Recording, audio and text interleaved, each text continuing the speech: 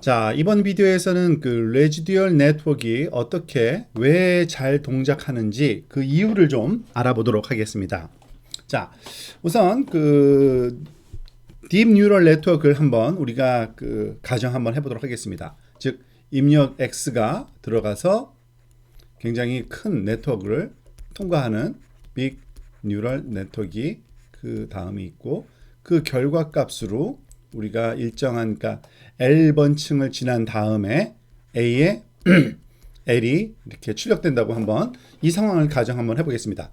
이것은 기존의 그냥 그 뉴럴 네트워크이고요. 이 아래쪽에다가 이제 그 레지듀얼 네트워크의 경우에 대해서 한번 또 똑같이 한번 가정을 해보겠습니다. 빅 뉴럴 네트워크를 통과해서 나오는 A의 L번째 층의 액티베이션 값이죠. 활성화 값. 자, 그런데 이 값을 가지고 그냥 하는 게 아니라 우리가 그 또 다른 그 네트워크 그 층에다가 집어넣고 있는 거죠. 즉 예를 들어서 한 층, 한 두 층을 또 그 다음에 덧붙였다고 한번 가정을 해보겠습니다.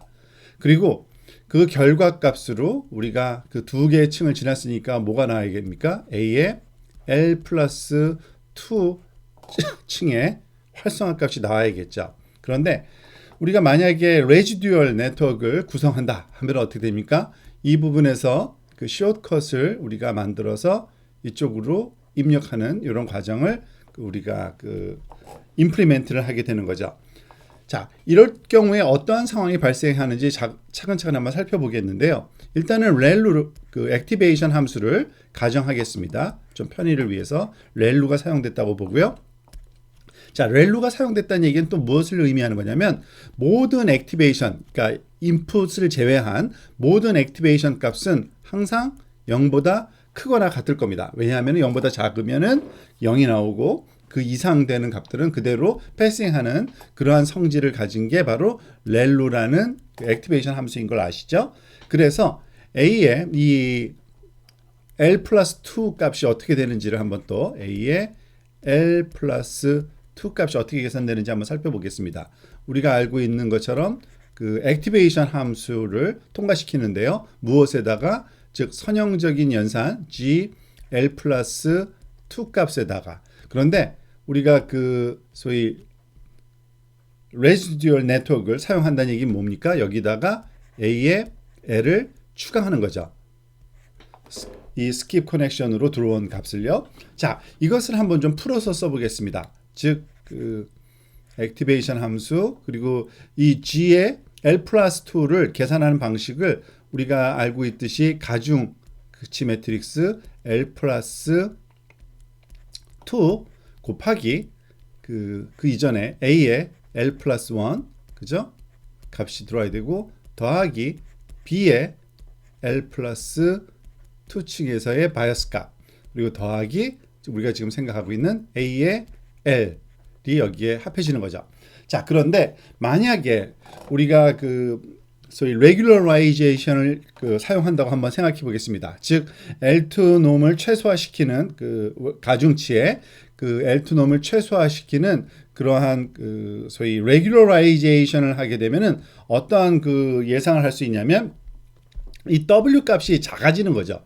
즉 만약에 그 regularization을 썼어서 이 W L 플러스 2라는 값이 우리가 알고 있듯이 이 웨이팅 값을 최소화시키는 거기 때문에 가능하면 거의 0에 가까운 값이 얻어질 수 있고요. 마찬가지로 B도 또 마찬가지죠. L 플러스 이거는 그 간편을 위해서 B 또한 거의 0에 가까운 그런 경우라고 한번 생각해 보겠습니다. 자, 이러한 경우라면 좀 색깔을 좀 표시해서 자, 이와 같은 그 regularization의 그 결과 때문에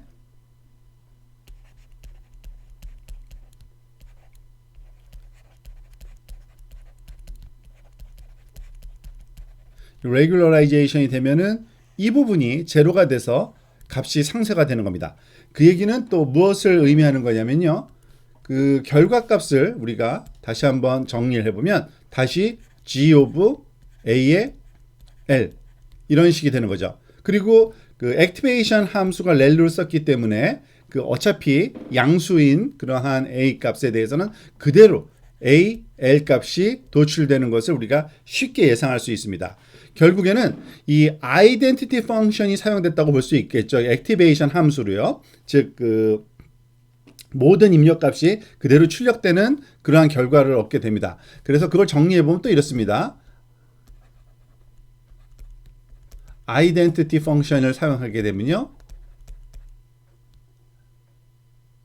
ti function is easy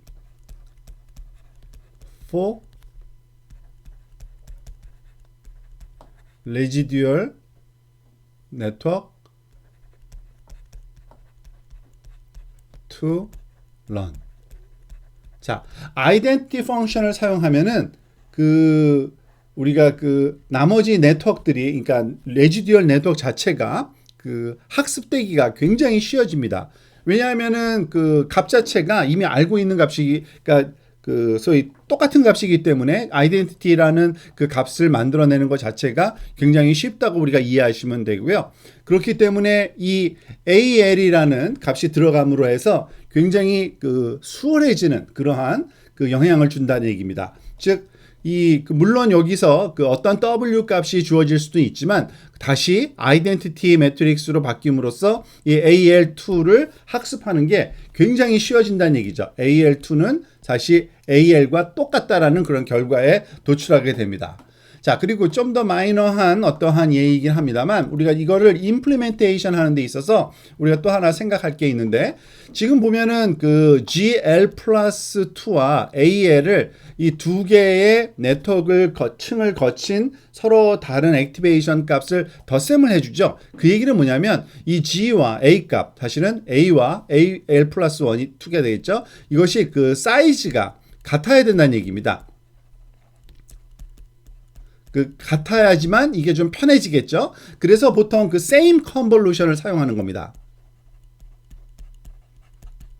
같은 사이즈가 되는 same convolution을 사용하면은 즉 그 AL이 들어가서 AL 플러스 1일 경우나 또는 AL 플러스 2일 경우나 각각 똑같은 사이즈가 되니까 이와 같은 그 소위 스킵 커넥션을 통해서 그 덧셈이 행해지는 이 부분의 연산이 굉장히 수월하게 진행되겠죠. 그렇지만 때에 따라서 사이즈가 다를 경우도 있는데 그것도 별로 그렇게 큰 문제가 되지 않습니다. 만약에 그 다르다 그러면 if different in size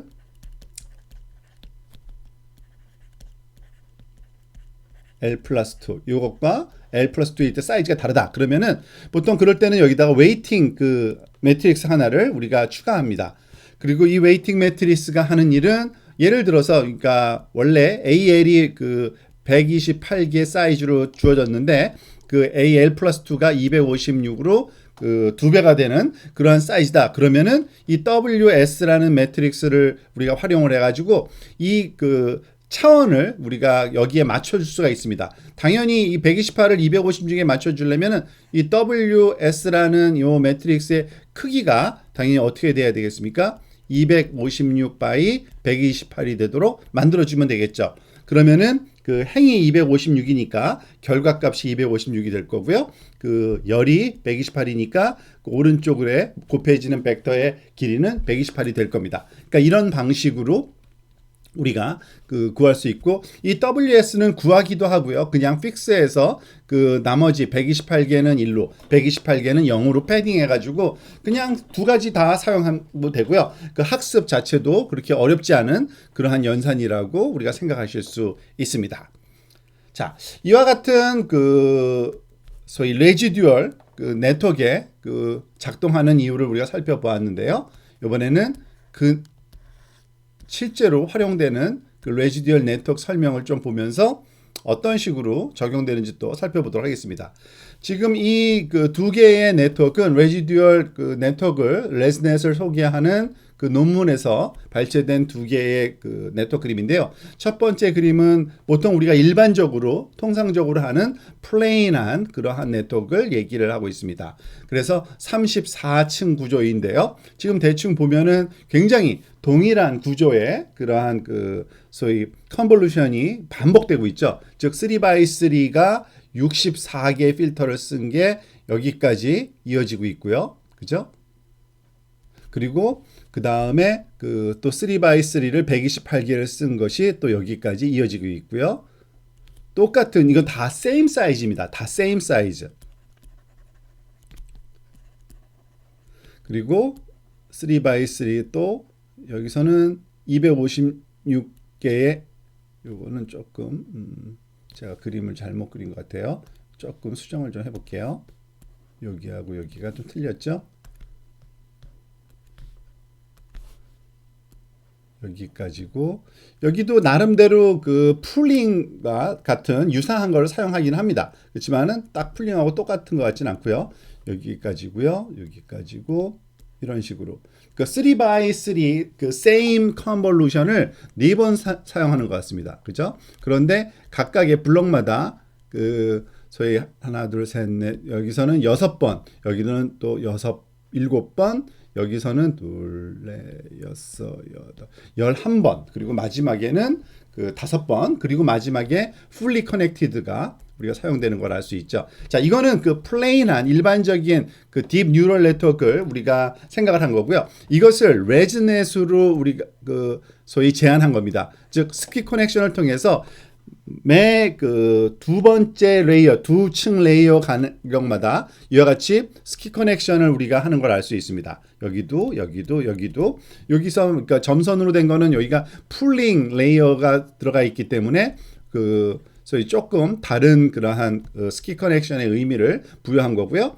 어쨌든 모든 그 층들이 3x3 same convolution으로 구성되어 있다라고 보시면 되고요. 이와 같이 same convolution이기 때문에 그 스키 커넥션을 할 때 우리가 수행해야 할 GL 플러스 2 더하기 AL 이것이 아무런 무리 없이 동일한 그 사이즈의 그런 크기의 벡터이기 때문에 아주 쉽게 수행될 수 있다라고 보시면 되고요. 이 풀링 레이어에서는 그렇지만 사이즈가 변하는 걸 알 수 있습니다. 즉 128에서 그러니까 64에서 128로 여기서 오히려 그 증가하는 그 벡터의 길이가 증가하는 뎁스가 증가하는 그러한 양상을 보이는데요. 그럴 때 이 그 아까 말한 WS 우리가 그 서브샘플링 또는 그 패딩 그러한 두 가지 중에 하나를 선택을 해서 이 소위 디멘전을 맞춰주는 작업을 좀 하면 되겠습니다. 이와 같이 동일한 34 레이어 그지만 그 이 플레인한 경우에 학습이 잘 안 되던 것이